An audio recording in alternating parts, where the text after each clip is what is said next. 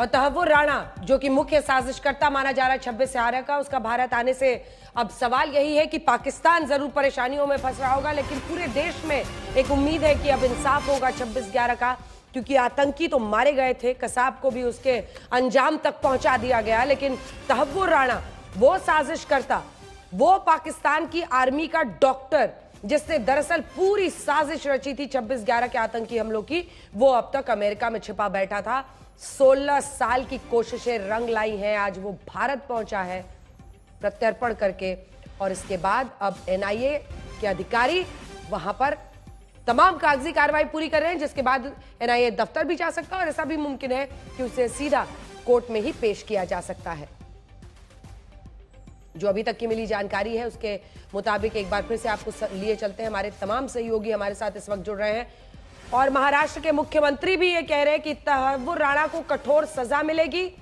वो प्रधानमंत्री नरेंद्र मोदी को इस बात की बधाई दे रहे हैं कि उन्होंने प्रत्यर्पण करके उसे भारत लाने में कामयाबी हासिल की है। ये जो आप गेट देख रहे हैं इस वक्त स्क्रीन पर, ये सीधे पालम एयरपोर्ट का गेट है और यहीं से तहव्वुर राणा निकल सकता है, ऐसा मुमकिन है। आइए सीधे लिए चलते हैं आपको, अरविंद ओझा हमारे सहयोगी हमारे साथ है। अरविंद, क्या अपडेट है?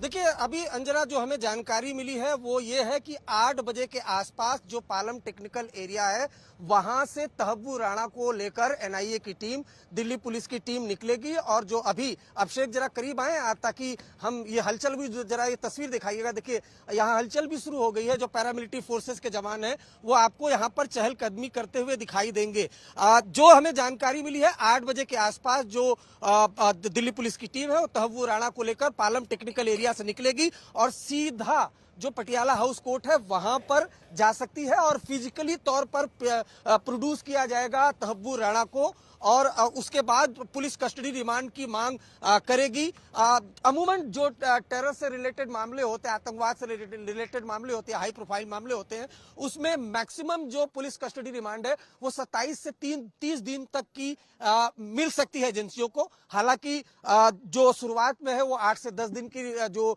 पुलिस कस्टडी की रिमांड की मांग कर सकती है एनआईए की टीम, लेकिन फिलहाल पालम टेक्निकल एयरपोर्ट के अंदर ही एनआईए की टीम, इंटेलिजेंस के ऑफिसर्स वो अंदर मौजूद हैं और वहीं पर बातचीत की जा रही है कि किस रूट से कैसे तहव्वुर राणा को लेकर जाया जाए। और साथ ही साथ जैसा कि मैंने आपको बताया कि सुबह के वक्त ही जो दिल्ली पुलिस की स्वैट कमांडोज की टीम है और बुलेट प्रूफ गाड़ी वो वहां पहुंच गई थी। दिल्ली पुलिस के तमाम अधिकारी हैं वो वहां पहुंच गए थे। ये एक बेहद संवेदनशील मामला है, इसके लिए लंबी कानूनी लड़ाई लड़ी गई थी और तब जाकर भारत को अमेरिकी अदालत में जीत हुई थी और तहव्वुर राणा को लाया गया। तो कोई चूक नहीं होनी चाहिए, इस वजह से तमाम एहतियाती कदम उठाए जा रहे हैं। तस्वीरें हम लगातार आपको दिखाई रहे हैं कि किस तरीके से जो दिल्ली पुलिस के जवान है, पैरामिलिट्री फोर्सेस के जवान है, अत्याधुनिक हथियारों से लैस एनआईए के दफ्तर के सामने यहाँ मौजूद है। अमूमन यहाँ पर रोजाना शाम को चूंकि वीवीआईपी इलाका है, मॉर्निंग वॉक करते हुए लोग दिख जाएंगे। आम लोगों के लिए रास्ता पूरी तरह से बंद कर दिया गया है और जो हमें जानकारी मिली है पालम एयरपोर्ट से सीधा पटियाला हाउस कोर्ट लेकर जाया जा सकता है उसको। उसके बाद वहां पेश करने के बाद पुलिस कस्टडी रिमांड की मांग की जा सकती है। उसके बाद एनआईए के इस हेडक्वार्टर में लेकर आया जा सकता है और यहीं पर जो मेडिकल परीक्षण है वो उसका कराया जाएगा और बहुत मुमकिन है कि कल से उससे पूछताछ जो है वो शुरू हो जाए। उससे जानने की कोशिश की जाएगी कि पाकिस्तान आर्मी के वो कौन कौन से अधिकारी हैं जो साल 2018 में मुंबई में हुए हमलों के मामले में पूरी तरह से शामिल थे, क्योंकि खुद जो तहव्वुर राणा है वो पाकिस्तान आर्मी में डॉक्टर था। और ये देखिए, ये जब इस तरह का कोई एजेंसीज ऑपरेशन करती है या किसी देश में कोई ऑपरेशन करती है तो ये होता है कि एक तरीके से डिकॉय आदमी को प्लान किया जाता है। और जो हमें जानकारी मिली है कि पाकिस्तानी खुफिया एजेंसी आईएसआई ने और आर्मी ने वहां की एक प्लान के तहत तहव्वुर राणा को कनाडा में बेस बनवाया था। बिल्कुल, और अरविंद, दो लोगों की नींद तो जरूर उड़ी हुई होगी अरविंद, लगातार, क्योंकि आपने भी आईएसआई और पाकिस्तान की बात की है। तो उस वक्त जनरल अशरफ परवेज कयानी पाकिस्तान का आर्मी चीफ था और लेफ्टिनेंट जनरल शुजा पाशा पाकिस्तान का आईएसआई चीफ। तो इन दोनों की नींद तो जरूर उड़ी हुई होगी। ये दो तस्वीरें हम दिखा रहे हैं, एक तरफ पटियाला हाउस कोर्ट की तस्वीर है जहां पर पेशी होगी जो कि न्यायिक प्रक्रिया का हिस्सा है, पालम एयरपोर्ट जहां से तहव्वुर राणा निकलेगा। सीधी तस्वीरें दोनों दिखा रहे हैं। बताया जा रहा है लगभग 8 बजे वो लेके जाया जा सकता है उसे।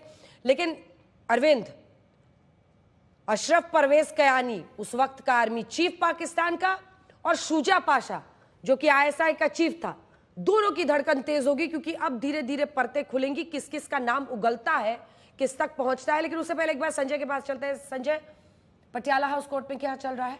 और अब अरविंद बता रहे हैं कि ऐसा मुमकिन है कि एनआईए दफ्तर नहीं बल्कि पहले सीधा पटियाला हाउस कोर्ट ले जाया जाए।